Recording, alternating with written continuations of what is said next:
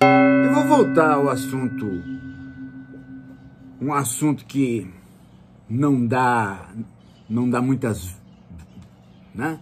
Não dá muito ibope, mas que é necessário.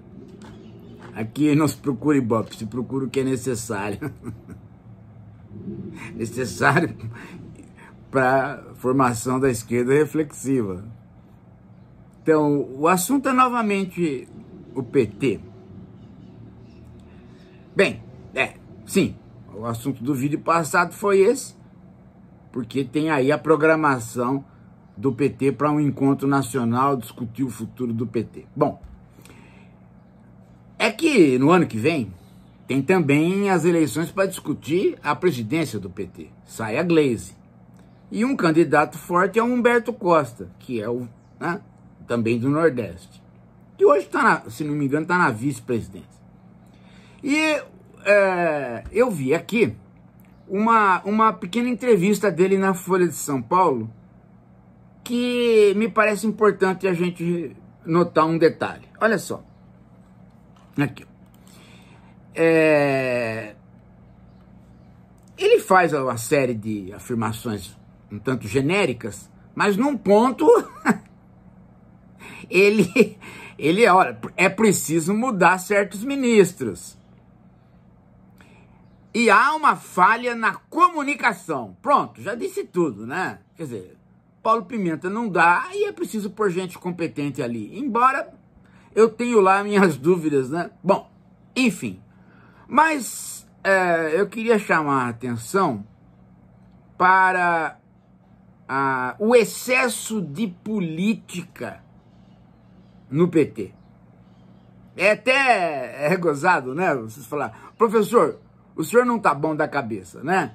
Um partido político com excesso de política, não tem sentido o que o senhor está falando. Um partido político, ele é, por excelência, o lugar do excesso da política. Não é bem assim, viu, gente? Não é bem assim. A política é composta de uma série de temas, e um partido político faz o excesso da política quando ele circunscreve a política não aos temas da vida humana, mas aos temas da política pela política. Ou seja, o jogo eleitoral democrático e as estratégias eleitorais ficam mais fortes do que o conhecimento da alma do eleitor, da alma do brasileiro. Aí você tem o excesso da política, vira o politiquismo. E o PT sofre disso. E a hora que eu fui ver a fala do Humberto Costa, eu percebi que realmente é isto. Que eu não estou divagando ou em devaneio quando eu digo isto. Olha só a fala dele.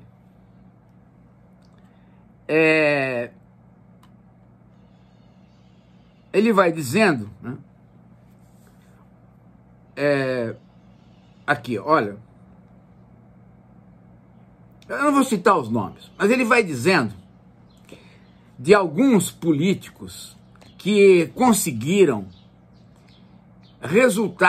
bons resultados eleitorais em lugares conservadores, ou que conseguiram fazer bons apoios que resultaram em votos em lugares complicados. E aí ele cita pessoas do PT que podem não ter vencido eleições, mas foram decisivas para boas votações e bons enfrentamentos. E nessa hora é que você vê o politiquismo. Porque são todas as pessoas que estão na política partidária do PT e estão sendo avaliadas pela capacidade de votos. Então, é essa discussão que vai se fazer, ou seja, essas pessoas têm que ser ouvidas? Claro que essas pessoas têm que ser ouvidas. Claro que num partido político, as pessoas que fazem movimentos pró-voto e conseguem, tem cacife, tem mesa, tem lugar para falar. Mas isto, gente, isto é o corriqueiro do partido. Isto é a vida corriqueira do partido. Quando o partido para sair da vida corriqueira dele, para pensar a sociedade e o futuro do próprio partido, aí estas pessoas, elas têm que dar espaço para outras. Por quê? Porque elas já fazem a discussão cotidiana. Elas já estão no partido, elas já são o excesso da política. O problema é o PT compreender a alma do brasileiro. O PT não está em sintonia com a alma do brasileiro. Não é estar em sintonia para seguir a alma do brasileiro. É estar em sintonia para entender o que o brasileiro está fazendo hoje. E perceber quais são as necessidades que coadunam com um projeto de esquerda e quais aquelas necessidades que não coadunam, que estão ali de maneira ideológica. Esta investigação não se faz por enquete. Esta investigação não se faz exclusivamente pelo IBGE. É um outro tipo de investigação. É uma investigação que demanda filosofia social e sociologia. E aí, tem que chamar aquelas pessoas que estão estudando as transformações da vida do brasileiro. Deixa eu dar um exemplo bem claro, gente. Porque acho que no vídeo passado eu dei exemplos, falei nomes, mas hoje eu vou dar um exemplo bem claro. É um exemplo só. Mas dele você tira já o que eu quero dizer. Bastante claro. Olha aqui, na mesma Folha de São Paulo, que tem a entrevista do Humberto,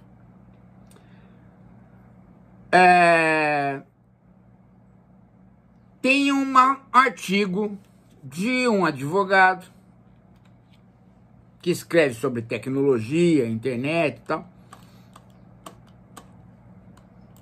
que é o Ronaldo Lemos, advogado, diretor do Instituto de Tecnologia e Sociedade do Rio de Janeiro, Ronaldo Lemos. E ele está mostrando o resultado de uma pesquisa que nós já sabemos, mas é interessante ele mostrar isto agora, neste momento. Vivemos uma epidemia de solidão, é o título do artigo.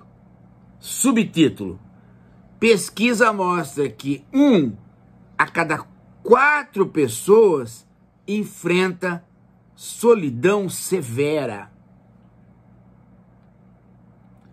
E ele vai para Seul, na Coreia, e mostrar que a Coreia está investindo 327 milhões para combater a solidão. Transformou o problema da solidão numa política pública.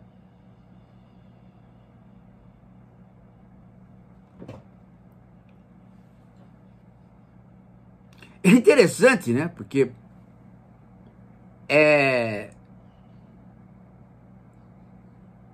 vai se criar um incentivo para as atividades sociais, visitar a biblioteca, ir em festivais, frequentar parques e restaurantes. Olha que interessante. Olha o resultado de 40 anos de neoliberalismo, da ideia de que você não tem que ter sindicato, de que você não tem que se envolver na direção da sua escola, que ir no clube é ir na sauna privada, que participar de uma religião é ficar gritando para o pastor e pagando sem atividade cultural nenhuma. 40 anos de neoliberalismo deu nisso. E é interessante que seja na Coreia, né? Porque a Coreia, durante os últimos 40 anos, todo todo dia aparecia no jornal como sendo o modelo de sociedade que deveríamos seguir, principalmente em educação. E agora tá aí, ó, não deu certo. Principalmente em educação, porque a Coreia enfrenta o mesmo problema que o Japão, que é o quê? O hikikomori. O hikikomori é o isolamento do jovem.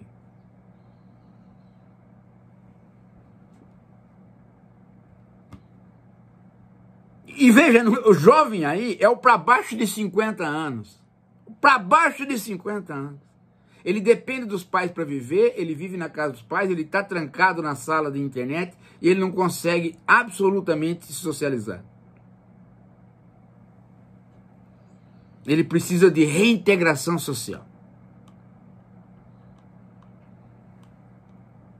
Agora tem muita gente que acha que esse problema é um problema da cultura asiática, né? Mas não. Não.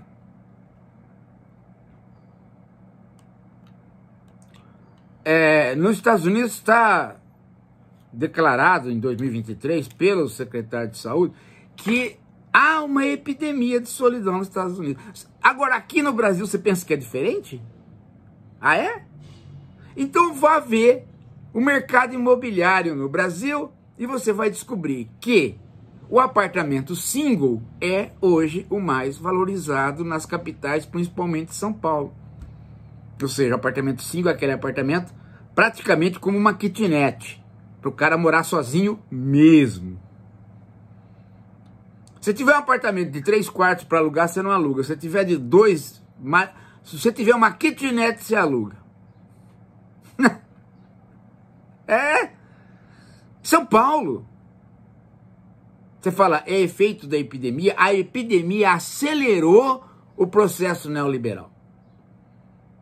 E ela trouxe o distanciamento de corpos. Ela trouxe a deserotização. Ela trouxe a hipersexualidade com deserotização. Ela trouxe o gap das intersubjetividades mais próximas. E com isto a proliferação das fake news. Porque você não tem menos checagem olho a olho.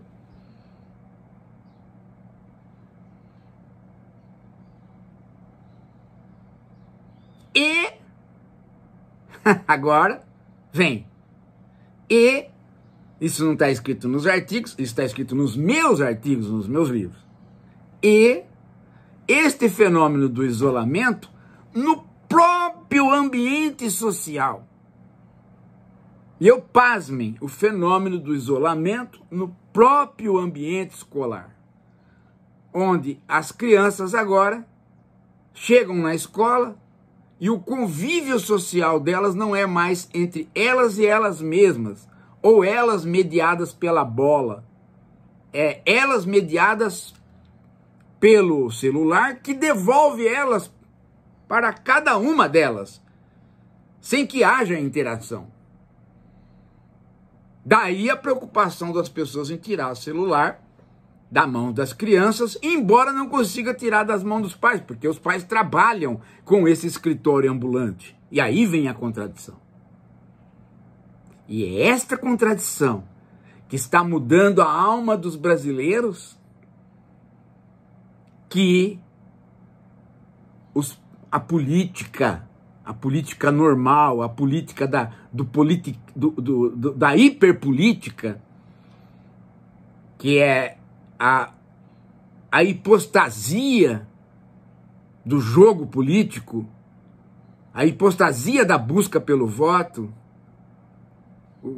a viseira fechada em cima do resultado eleitoral, é isso que faz com que o PT não discuta as questões sociológicas e filosóficas que dariam condição para cada petista entender como é que ele vai pôr bandeiras de esquerda neste mundo regrado pelo neoliberalismo, mas que está dando brechas para se entrar com a bandeira da esquerda, exatamente porque o neoliberalismo se tornou um provocador de doenças, a epidemia da solidão.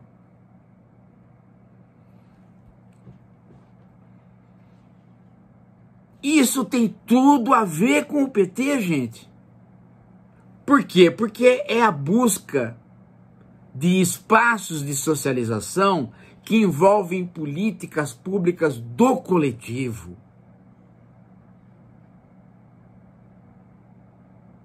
Então e isso envolve o quê? Um novo projeto arquitetônico para o país. O que é um novo projeto arquitetônico para o país? É a construção de uma base de socialização arquitetônica. Concretamente falando, não se pode mais construir praças que não sejam multifuncionais. Uma praça não pode ter uma árvore e um banco. Isso não é uma praça.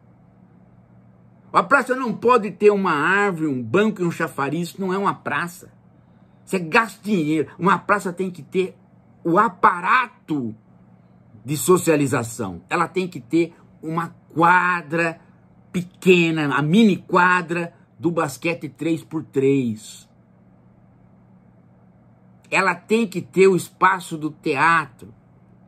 Ela tem que ter o coreto com local embaixo para guardar os instrumentos da bandinha. Ela tem que ter um conjunto de árvores formando um pequeno bosque para o namoro. Ela tem que estar bem iluminada. E ela tem que ter o aparato humano de professores, cuidadores de idosos e assistentes sociais e animadores para regrar quem quiser ser regrado na praça.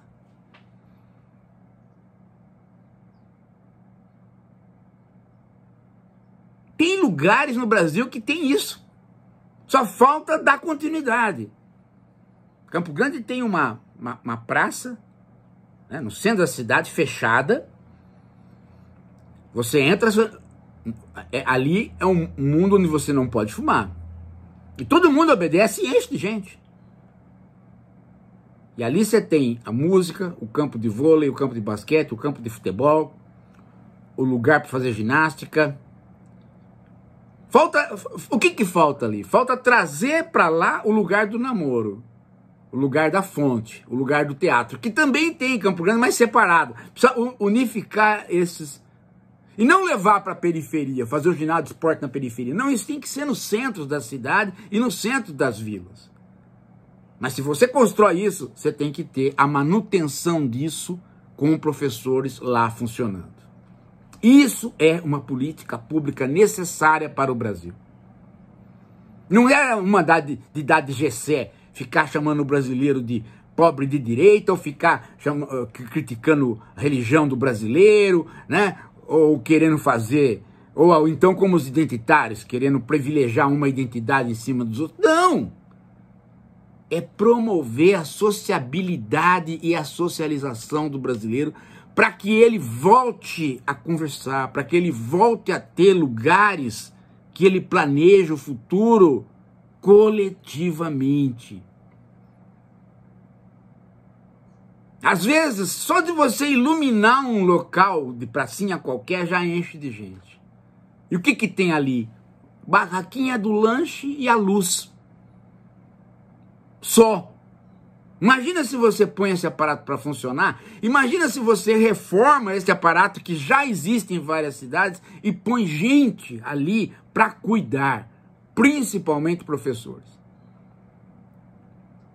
Aí, meu amigo, você começa a conversar sobre o que é a possibilidade das esquerdas atuarem. E uma reformulação, né, de ideias no Brasil. Simples. Parece um projetinho, né? Simples. Mas é fazer com que a gente saia da solidão que a gente se meteu.